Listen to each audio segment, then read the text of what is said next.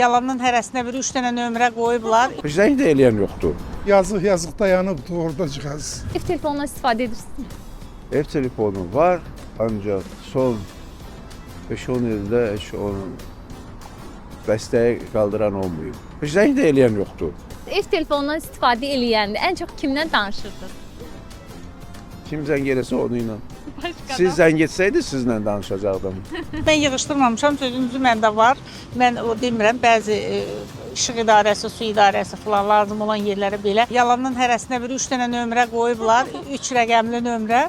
Onları da yığ ki, yığasan ki, gözdə ki, düşəcəksən. Yox, indi mobil telefonlar o qədər aktuallaşıb ki, hamı ondan istifadə edir. Yəni ev telefonuna heç kim danışmır. O vaxt qeybət də olurdu arada. Olurdu, bəli, olurdu. Ən çox kimin qeybəti gedirdi? Harasa gediriksə, qol məğrəbədən kimisə görürdük. Hə, o nə geyim idi, giymişdi, o nə səs idi, danışdı. Belə bax bunlardan qeybət olurdu, hə. Lazım olmur valla, bir internet üçündür o. Ev telefonundan istifadə vaxtları ən maraqlı danışıq nə olurdu?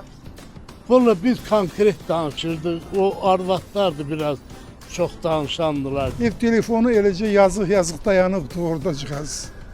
Yaxşı Namiq bəy, ev telefonunda ən maraqlı danışıq kimdən olur?